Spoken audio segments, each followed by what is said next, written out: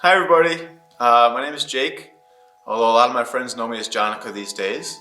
To make a long story short, I've been living in an ashram setting for some time now, and all that basically means is that I live with a group of friends, and a few times a week we'll come together, we'll meditate together, we have group meals, we do kind of fun service projects, we'll go on hikes, we'll go skiing, go to the river, we do all kinds of fun things. So every Thursday for the next 6 weeks at least, we'll be having sort of these short broadcasts. We'll be talking about things like yoga, meditation, affirmation, exercise, music, and all kinds of things. The original title of the event we were going to do was called the Be a Yogi Retreat. So these next few broadcasts will all be about that theme of be a yogi, and what does that mean, and how can you bring that into your daily life. So what is a yogi? Why would anybody want to be a yogi? A yogi is anybody who practices a scientific technique of yoga. And that could be meditation, it could be asana, it could be any of those things, and it's all of those things. So why would anybody want to be a yogi? Why would anyone want to practice yoga?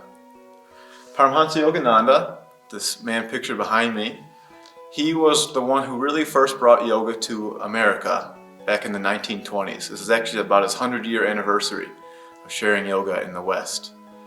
And he stated that human beings, we have two primal desires, primal motivations behind anything we do. One is to avoid suffering and pain, and two is to move towards greater happiness. And if you really analyze any of your actions you take, at some level, you're being motivated by those two things. You're either avoiding pain and suffering, or you're trying to experience happiness. The problem is, we don't always do that very well. We don't always know how to do that. What yoga is, it offers us a scientific technique and a scientific pathway so that we can all experience those things. We can all move towards a greater joy. We can all avoid pain and suffering. And that happens in a few ways. One, we learn to avoid pain and suffering by getting to the real root cause of suffering.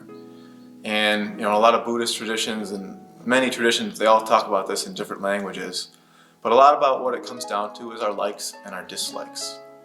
So yoga is about getting beyond those likes and dislikes. And to put it simply, it's like this. Oh, something I liked happened. Now I'm happy. Something I don't like happened. Now I'm unhappy. And constantly we kind of live in this wavering state. And the problem with that is that all of our happiness is now conditioned by things that are outside of our control. We don't know how other people are going to behave. We don't know how other circumstances are going to work out. And if we give all of our power to be happy away to those circumstances, we'll constantly be just at the whim of the outside world. But there are things that we can control, and that is mainly our energies and knowledge about ourselves. And that is what the practical science of yoga gives us. And also through the practice of yoga, you will find that you'll be coming into more and more a state of joy, of peace and calm. Your mind will calm down, your body will feel healthier, and as a result, you'll begin to experience more and more of this natural state of joy that is within all of us. It's really the essence of all people. So that is why we want to practice yoga, is to be happier, to live in joy. And as I said, anybody who starts to practice yoga will eventually find that they will be tuning into this sense of joy within themselves. But what we also find is that very quickly we lose that sight of that joy. And that brings us back into our likes and our dislikes. Through the practice of yoga, we can learn to tune in more to that inner state of joy that's always present. The thing about yoga though is you don't have to take my word for it. Yoga offers simple, easy techniques that you can start practicing and you can have your own experience. That way your own experience will be what convinces you, not listening to me. And at the end of this video there will be a link in the description to the main technique of a system of yoga that Yogananda brought to America, and he called the Yogoda system. And it's a system that teaches you to develop control over your energy, to learn to direct your energies.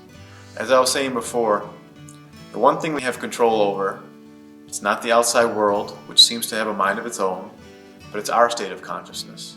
And the way we learn to control our state of consciousness is by learning to direct energy. And that's what these exercises will teach you how to do. And join us for more. We'll see you on Thursdays. Thank you.